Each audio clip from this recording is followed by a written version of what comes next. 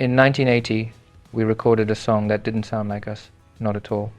No soaring Brian May solos, no grand walls of harmony, none of that usual Queen drama. Just this hypnotic little bass line, a pounding beat, and some rather cryptic lyrics about a bloke named Steve. We all sat there in the control room, dead quiet. Brian frowned, probably thinking, where do I fit into this? Roger tapped the console, like he was waiting for the noise to stop. And me? I tilted my head and thought, well, darling, this is either genius or absolute madness. It felt dangerous, too bare, too unqueen. And so the verdict came, interesting, but not a single. And that could have been the end of it. Buried, forgotten. But fate has a sense of humor, doesn't it? A few weeks later in Los Angeles, after a show, a young Michael Jackson slipped backstage. Barely in his 20s, quiet, polite, sitting in the corner, but his ears were wide open. We played him the track. When it ended, he looked up and said, you guys have to release that song. Roger laughed. I nearly spilled my drink. But John, our quiet little genius, just smiled. He'd believed in it from the start. And just like that, we changed our mind. 1 week later, another one bites the dust, left the studio, and the world would never stop dancing to it. John Deacon was never the loud one. He didn't swagger like Freddie, didn't argue like Brian, didn't joke like Roger. He just played, quietly, precisely, obsessively. He was the last to join Queen in 1971, a shy 19-year-old studying electronic engineering at Chelsea College. He had backup plans, real ones. If the music failed, he'd become an engineer. Even after Queen's early albums, he admitted. I didn't expect it to take off, really. It was just a spare time thing. But under that calm exterior was a mind wired differently.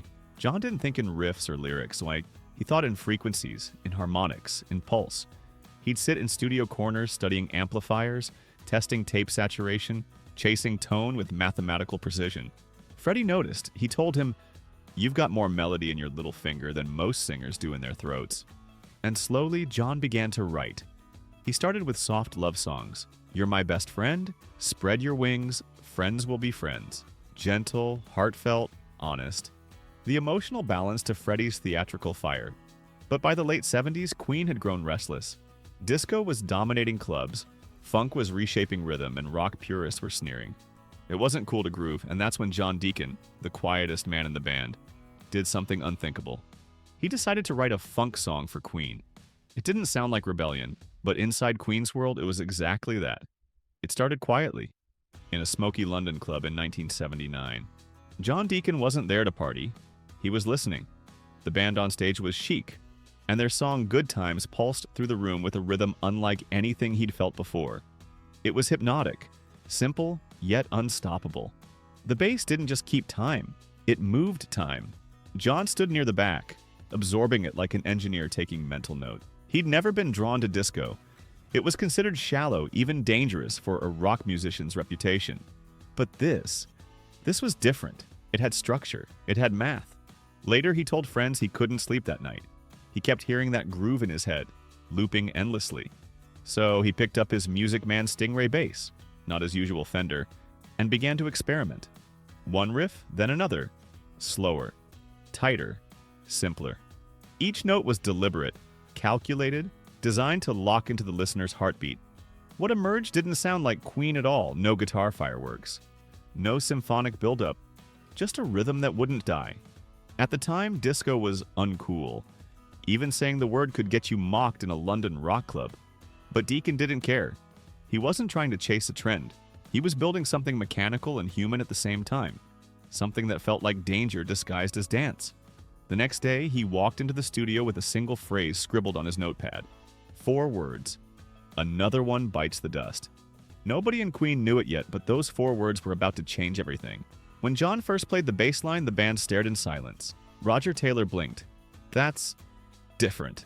Brian May hesitated. It's cool, but where's the rest? Freddie Mercury grinned. The grin that always meant trouble. Keep going, darling. At first, the song had a completely different soul. Deacon had written it as a tongue-in-cheek cowboy story.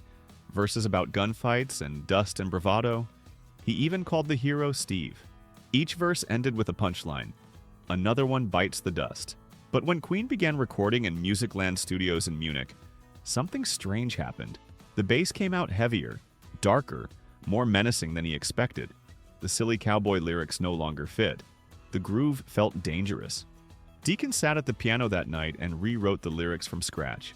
Out went the humor, in came tension. The story shifted from comedy to conflict, from cowboys to confrontation. Steve became a symbol, not a man. Each verse turned colder. Betrayal, heartbreak, violence, revenge. The transformation mirrored John himself, quiet on the outside, burning with quiet defiance inside. When Freddie read the new lyrics, he smirked. "It's deliciously mean," he said. But even then, Queen wasn't sure it would work. It had no guitar solo, no harmonic climax, no orchestral Queen signature. It was pure pulse, the kind of track rock audiences might hate. Still, John insisted, "Let's record it, just once." And that once would become the most consequential bass line ever captured on tape. From the very first playback, something felt electric. The studio lights seemed brighter, the air thicker. Another One Bites the Dust didn't sound like Queen, but it didn't sound like anyone else either. John had recorded most of the track himself. Bass, rhythm guitar, piano, percussion. Roger Taylor reluctantly kept his drums simple, deadened with tape to achieve that dry, tight funk sound he hated. "It's too stiff," he complained. "It's not rock." But John was unshakable. He wanted clarity, not chaos. He wanted that relentless thump that you could feel in your chest even at low volume. Freddie, meanwhile, began shaping his vocals like a weapon. He sang the lines over and over, adjusting his tone until it almost fused with the bass line, his voice slipping into the pocket like an instrument. He sang until he bled, producer Reinhold Mack later said. He was obsessed. By the final take, the studio felt like a furnace. Freddie wiped sweat from his forehead, leaned into the mic, and growled the final chorus. Silence followed. Then playback. Even Roger had to admit it. It's got something, doesn't it? Still, Queen hesitated. No guitar solo, no chorus harmonies, just groove and attitude. Could they really risk releasing this under the Queen name? They shelved it for the moment, a song too strange for its own band. Until a visitor walked through the door who saw what none of them did.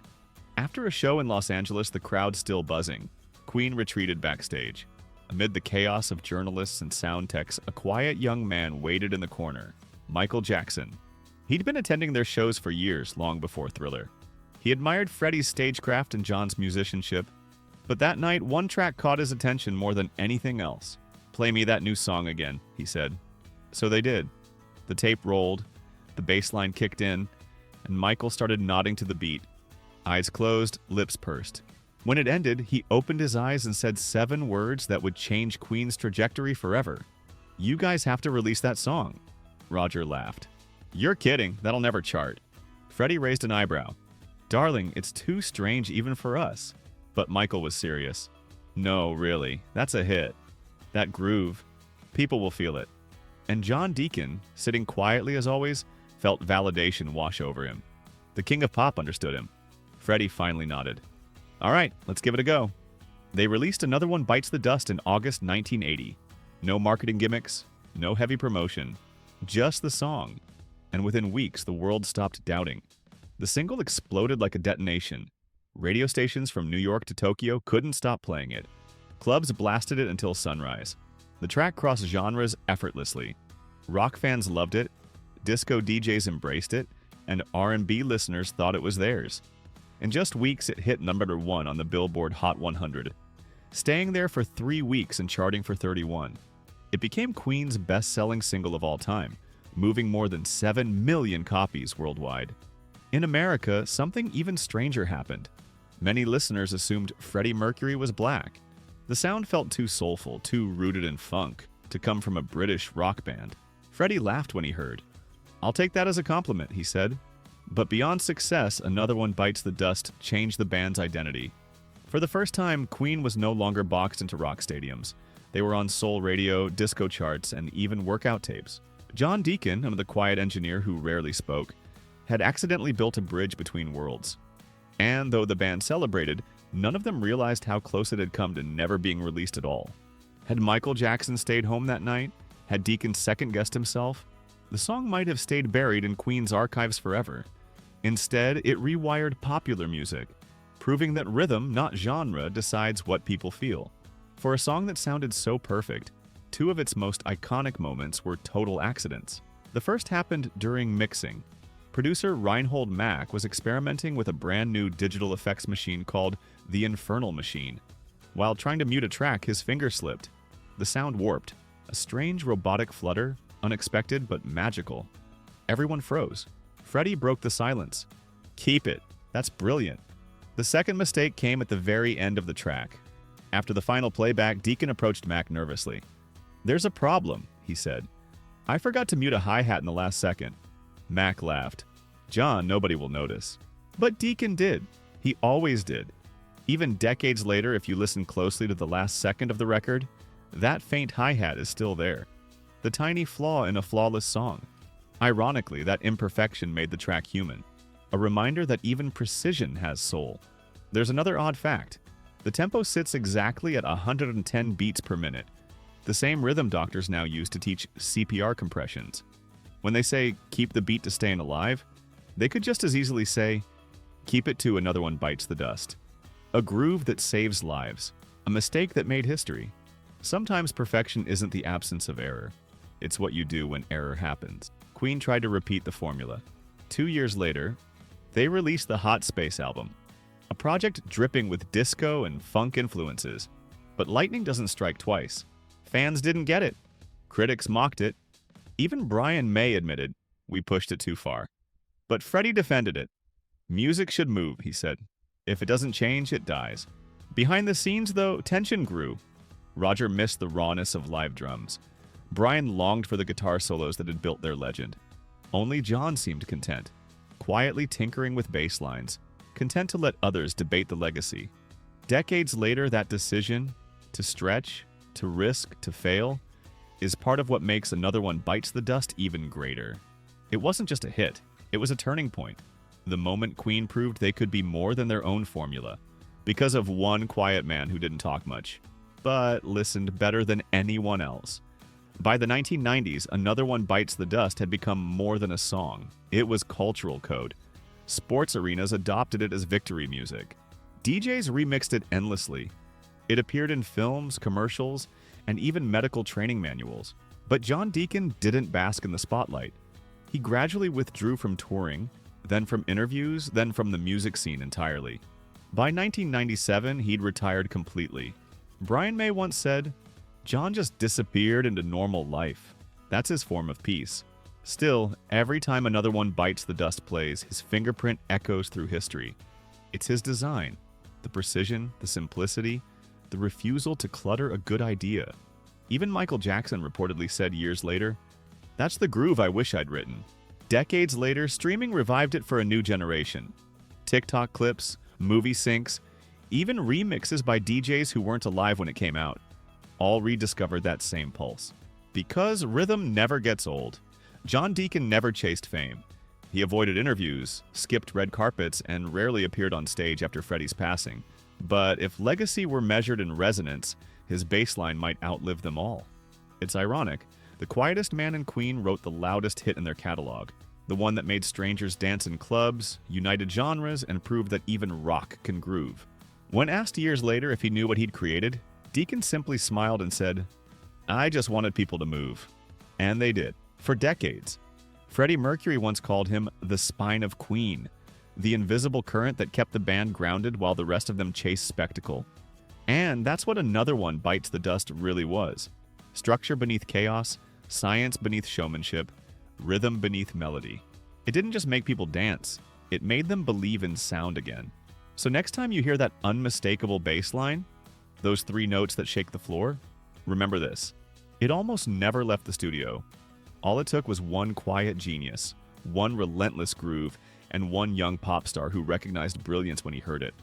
Because sometimes the songs that almost stay buried are the ones that end up rewriting music history.